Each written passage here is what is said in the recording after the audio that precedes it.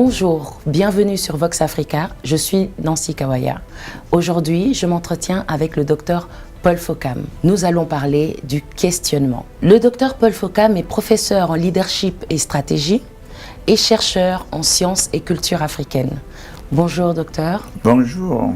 Merci d'avoir accepté cet entretien. Ce plaisir est à moi. Votre livre, qui est paru il y a plus ou moins un mois, s'appelle Le Questionnement. Et il fait partie d'une collection plus large que vous avez décidé d'intituler Éveil. Pourquoi Éveil? Merci beaucoup pour cette question. Je voudrais simplement dire en général que j'ai écrit ce livre pour vulgariser mes enseignements de leadership, pour permettre aux Africains de se rendre compte de l'écart abyssal qui existe entre les enseignements que nous recevons aujourd'hui et les enseignements qu'on doit ou qu'on devrait recevoir. Le fondement du questionnement vient de ce que toute avancée dans ce monde, dans le monde en général, est basée sur votre capacité d'interroger tout ce qui vous entoure.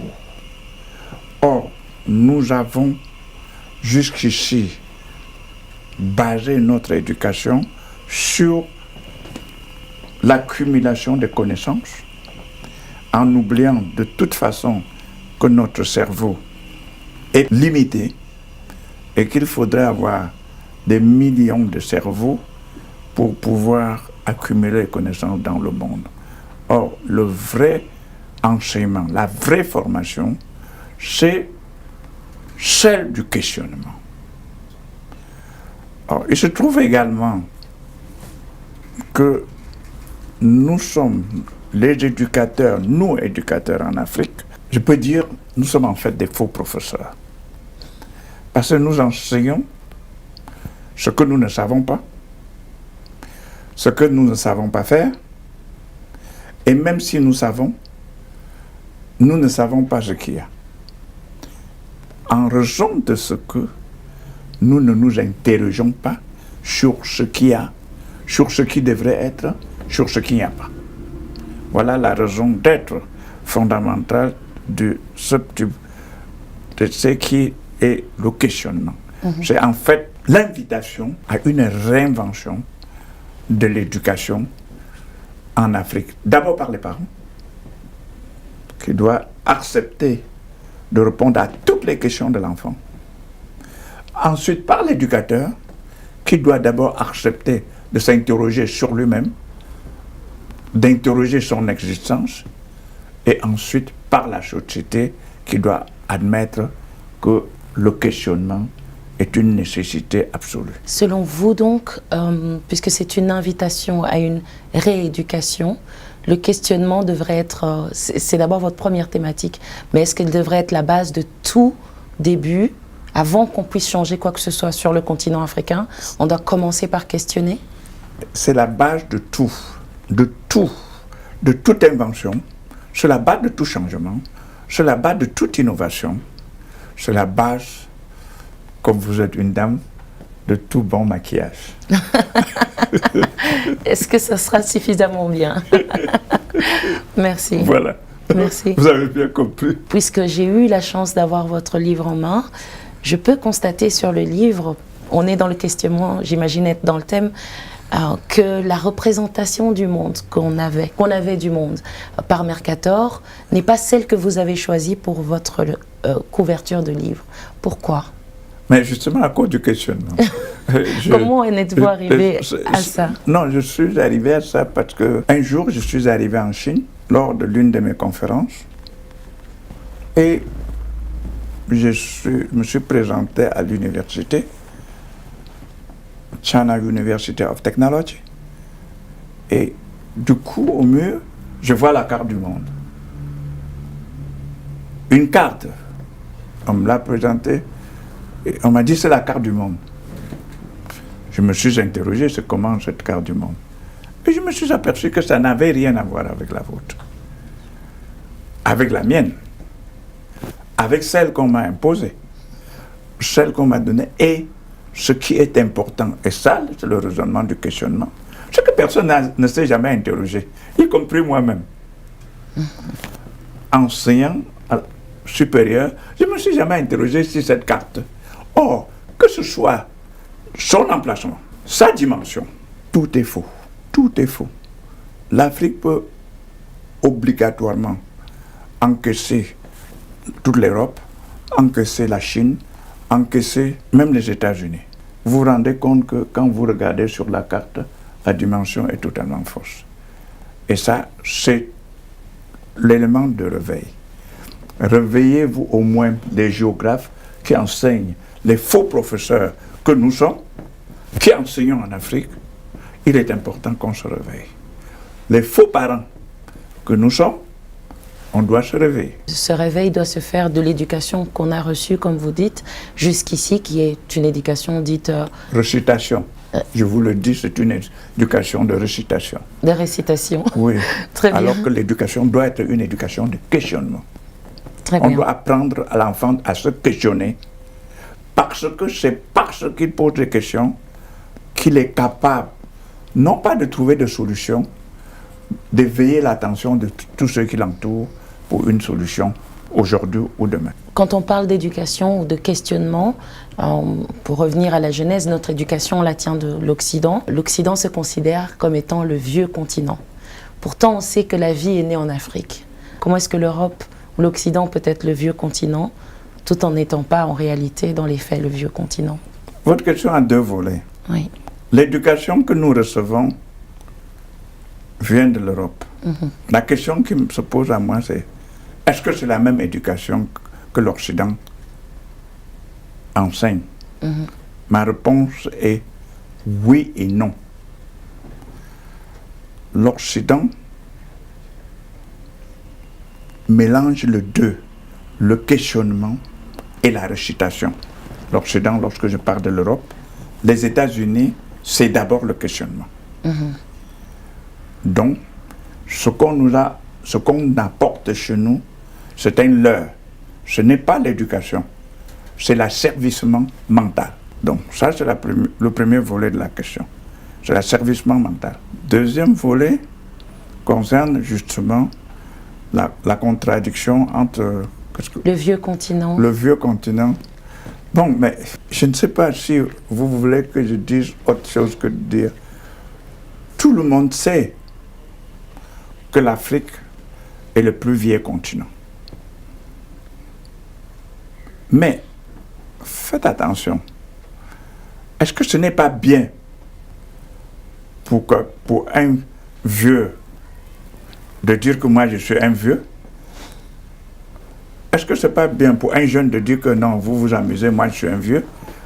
Je voudrais tout simplement dire, l'Europe a le droit de se targuer la qualité de vieux continent. Mais c'est parce que vous acceptez qu'elle devient vieux continent, que l'Europe devient vieux continent. Sinon, l'Afrique ne refuse elle-même de dire que c'est moi qui suis le vieux continent. L'Afrique refuse elle-même de projeter dans ses propres médias encore qu'elle n'a pas, de dire que je suis le vieux continent. Si vous les abandonnez quelque chose et que je prends, est-ce qu'il y a un problème? Je ne vois pas. En effet, on dit de l'Europe que c'est le vieux continent, mais on dit également de l'Afrique que c'est le continent noir. Qu'est-ce que vous pensez de cette façon de voir le continent? Pour moi, c'est une grosse aberration. Pourquoi aberration? Parce que c'est bizarre. L'Afrique est le continent le plus vert du monde. Si vous montez dans l'avion, vous allez voir toute l'Afrique est toute verte. Dire que c'est un continent noir, ça devient compliqué. L'Afrique, une partie de l'Afrique est le désert du Sahara. Et vous admettez aussi que ce n'est pas noir. La deuxième chose que j'ai, c'est que ça veut dire aussi qu'on vous appelle noir. Non, dites-moi si vous êtes noir. Si vous êtes noir, ça veut dire que j'ai oublié, ou je suis idiot, ou je n'ai pas bien appris ce qui a été donné à l'école. Parce qu'à l'école, on a dit la couleur noire, c'est celle-ci, la couleur bleue. Mais le vrai problème qui se pose, et que l'Africain ne s'interroge pas, et on est dans le questionnement, c'est justement parce que l'Occident a défini le noir comme étant les ténèbres, comme étant tout ce qui est mauvais, comme étant tout ce qui ne vaut rien. On est venu, j'avais suivi également une vidéo de Jules qui démontrait, à juste titre, parce que je suis encore allé faire des recherches, à juste titre que le mot noir était réservé pour les esclaves. L'idée de l'Europe de dire l'Afrique noire veut dire mes esclaves permanents. Et ce qui est curieux, c'est que les Africains acceptent cela. Et quand tu leur poses la question, oh non, non, non, c'est pour que tout le monde comprenne ce que je veux dire. Mais tu acceptes d'être esclave, parce que l'autre dit esclave, et tu dis que c'est pour te permettre que tu t'entendes bien. Sauf que les Africains oublient deux choses importantes. La première, c'est que cette définition, on avait dit les Asiatiques, je crois, c'est les jaunes, les autres sont les rouges, et eux, ils sont les blancs, et les autres sont les noirs. L'Asiatique n'a jamais accepté, et ils ne sont pas appelés les jaunes. Les autres n'ont jamais accepté, ils ne sont pas appelés les rouges. Nous, Africains, dépourvus du questionnement, nous avons, et nous répétons, les enseignants, tout le monde répète, et les enfants répètent, je suis le noir. Deuxième élément important, est-ce que celui qui dit qu'il est blanc est vraiment blanc? Est-ce que vous vous êtes interrogé sur cette question? Je croyais que la couleur blanche était connue. Si cette couleur est connue, s'il vous plaît, il ne faut pas qu'il s'appelle blanc. Il faut qu'il s'appelle rouge, dans notre langue. Ou alors, rougeâtre, ou jaune. Donc, non seulement vous ne vous interrogez pas sur vous, vous ne vous interrogez pas sur les autres. C'est là l'urgence du questionnement. J'imagine que les gens qui nous regardent se demandent comment est-ce que concrètement, que ce soit dans l'éducation de leurs enfants ou pour eux-mêmes, comment est-ce qu'ils peuvent aborder cette question du questionnement lorsqu'ils reçoivent une information? Finalement, qu'est-ce qu'on doit se dire? On doit tout remettre en cause? Le questionnement n'a pas de limite. Tout, sans exception, y compris vous-même. Êtes-vous capable de vous poser la question, est-ce que moi j'existe? Vous devriez. Parce que je ne sais pas si vous existez. Je ne sais pas. Est-ce que vous-même vous savez si vous existez? Oui. Comment? Parce que... Êtes-vous capable de me prouver? Que j'existe? Oui. Parce que j'ai une conversation avec vous là maintenant. Et que je peux vous poser des questions auxquelles vous répondez. Ah, ça c'est formidable, c'est pour ça que vous existez. Ben, en tout cas, avec vous, oui, là maintenant. Mais moi, je ne sais pas. Est-ce que j'ai le droit de dire je ne sais pas? Bien sûr. Est-ce que j'ai le droit de de remettre en cause que vous êtes là devant moi? En effet. Donc, le vrai problème, c'est que le questionnement n'a pas de limite. Tu dois poser des questions sur tout ce que tu crois être évident, parce que ce n'est pas aussi évident que ça. Mais, et si on pose des questions sur tout ce qu'on croit, ou tout ce qu'on entend, tout ce qu'on voit, quand est-ce qu'on s'arrête de questionner et que finalement, pour vous citer, vous disiez qu'on aiguise nos questionnements pour renforcer nos convictions. Quand est-ce qu'on passe à la conviction? À quel moment? Dès que vous avez des convictions, vous êtes déjà mort. Si vous arrêtez de vous questionner, c'est que le monde s'arrête. Parce que le questionnement est à la base de l'invention. Je vous ai déjà dit, c'est à la base de l'innovation. C'est à la base de toutes les mutations. C'est parce qu'on a questionné tout cela que c'est à la base de tout ça. Alors dès que vous commencez à prendre les choses comme des convictions, ça devient une religion. Et la religion dit ceci. Croyez. Et ne cherchez pas à savoir. Et celui qui ne croit pas, il ne trouvera pas le royaume des cieux. C'est ça, non? Le royaume des cieux. Sauf que je ne sais même pas s'il y a le royaume des cieux.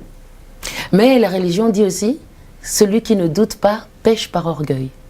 Donc le doute existe aussi dans la religion. Mais il n'autorise pas à douter que le royaume des cieux n'existe pas. Ça c'est vrai, c'est contradictoire. Je ne dis pas que ça n'existe pas, que peut ne pas exister. Pourquoi vous ne vous posez pas toutes les religions qui s'implantent chez nous, nous apportons la vraie religion, la vraie parole de Dieu. Pourquoi vous ne vous interrogez même pas si Dieu existe? Qui l'a déjà vu? Et vous pensez qu'on ne se questionne... Est-ce que les maux dont souffre notre continent, finalement, sont la conséquence du fait qu'on se questionne que très peu? Qu'on ne se questionne même pas. Le problème est que je vous invite même à me poser la question, est-ce que pour vous Dieu existe? Est-ce que pour vous Dieu existe, Dr. Paul? Comment vous êtes arrivé à cette conviction? Ça c'est fondamental. Comment je suis arrivé? J'ai eu la conviction d'un pasteur païen. Il s'appelle Pascal, mathématicien philosophe. Il disait, je ne sais pas si Dieu existe, mais seulement une certitude, je suis là. Première chose. Deuxièmement, donc je suis créé par une personne, par quelque chose. J'ai une montre, ce qui a une horloger. Bon, maintenant, c'est celui qui m'a créé. Je veux qu'on l'appelle Dieu, Satan, Mohamed, tout ce que vous voulez. Ce semence-là, il existe.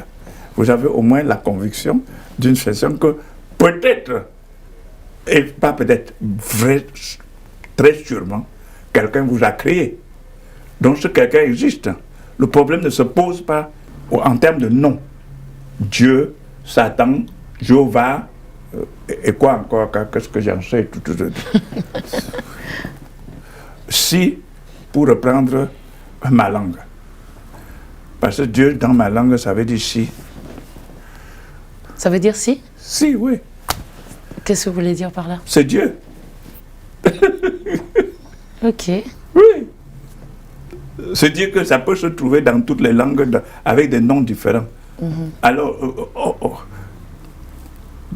une autre chose. Jésus-Christ est né quand? Tel qu'on nous l'enseigne en l'an 0, pour pouvoir déterminer un moment... Non, c'est quelle date? Mais vous fêtez la naissance de Jésus-Christ. Oui, le 24, la veille, 24, 25. À minuit. Minuit. Mais personne n'a jamais encore trouvé la date de naissance de Jésus-Christ. De tous les historiens. Et la date de 24 décembre 25, c'est une fête païenne qu'on a transformée en fête chrétienne pour que tout le monde s'y adhère. D'après vous, si on avait le questionnement dans notre philosophie, il n'y aurait pas autant de religions, autant d'églises sur le continent? Il n'y aurait même pas autant de religions ni autant d'églises. D'abord, on n'aurait pas abandonné la nôtre. Parce que qui vous permet de dire que la nôtre est mauvaise? Dites-moi, qu'est-ce qui vous permet de dire que nous pouvons nager comme ça toute la soirée. Vous pouvez poser autant de questions, je vous dirai que, voilà. Et lorsque je ne sais pas, je suis obligé de dire je ne sais pas. Et c'est ça. Parce que tant que je ne sais pas, la question est au moins posée. Les philosophes, les mathématiciens, les machins, les anthropologues, etc., vont trouver un jour que tel a posé telle question, il faut apporter une solution. Donc on ne pose pas la question pour avoir une réponse. On pose la question pour éveiller l'humanité et pour permettre de trouver des solutions à des nouveaux problèmes qui vont se poser.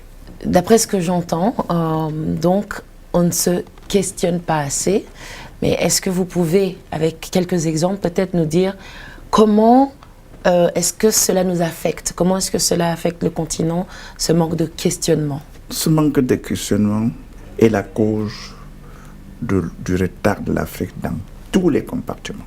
Nous sommes les derniers à inscrire le brevet dans le monde. C'est ce manque de questionnement. Ce manque de questionnement est à la base de notre sous-développement.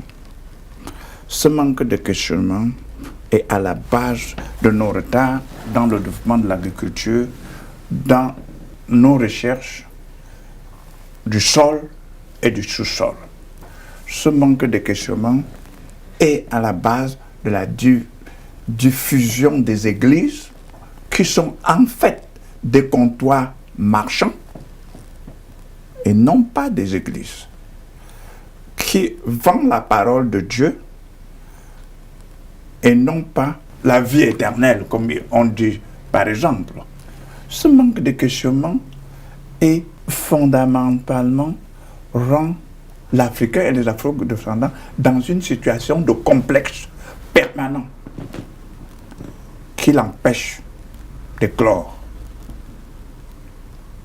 Ce manque de questionnement, enfin, est la cause de tous nos problèmes éducatifs, donc de problèmes de santé. Parce que, vous savez, chez nous, quand tu es malade, on doit aller en Europe. Ce n'est pas parce qu'on est seulement complexé, c'est parce qu'on manque de questionnement. On ne croit pas qu'en Europe, il y a des médecins plus mauvais que ceux qui sont en Afrique. Parce qu'on ne s'est pas jamais questionné. On ne croit pas qu'en Asie, il y a des médecins, de faux médecins. Bien sûr, je vous ai parlé, nous tous, que nous sommes des faux enseignants. Parce que nous essayons, nous, dans les amphithéâtres et dans les salles classes enseignants, nous enseignons ce que nous ne savons pas, ce que nous ne croyons pas, ce que nous n'avons même pas questionné. Nous avons reçu, nous répétons. Et un jour, ça m'amuse parce que un jour, dans une salle de classe, moi j'étais étudiant, il y avait une équation, et dans l'équation, il y avait A sur A. Normalement, A sur A, on simplifie.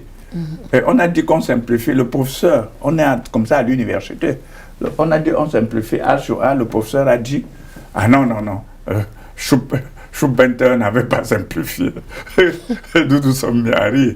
Voilà à quel point l'absence de questionnement nous amène. L'absence de questionnement nous prive le bonheur d'éduquer correctement nos enfants. L'enfant de questionnement nous prive le bonheur de projeter les enfants devant les dangers.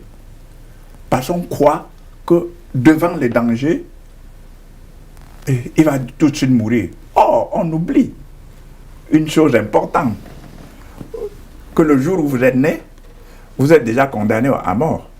Et comme vous ne savez pas quand est-ce que vous allez mourir, vous croyez que c'est l'enfant dehors qui va mourir. Ce n'est pas vrai. Et ce n'est pas faux non plus. Parce que comme nous ne savons pas, nous ne savons pas. Si je ne sais pas quand est-ce que je dois mourir, il faut que je me batte aujourd'hui. Pour qu'en mourant, j'inscris au moins mon nom dans l'histoire. C'est ce que l'Africain ne sait pas faire. Sauf quand il prend les pirogues pour aller en Europe, ou les ailes des avions. C'est à ce moment qu'il accepte de mourir. Mais il refuse de mourir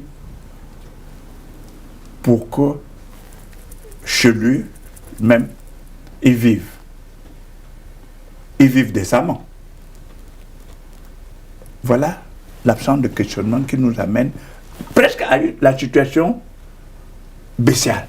Alors la situation, elle est vaste et vous avez mentionné et nommé beaucoup de problèmes. J'imagine que les gens qui nous suivent peuvent peut-être être déprimés et se dire qu'il n'y a pas d'espoir. Est-ce que vous pensez qu'il y a un espoir, qu'on commence à se questionner et que ça change, d'une part? Et deuxièmement, puisque le problème est tellement vaste, par où est-ce qu'il y a un point spécifique par lequel on devrait commencer? L'éducation. L'éducation. Parce que c'est l'éducation qui fait tout.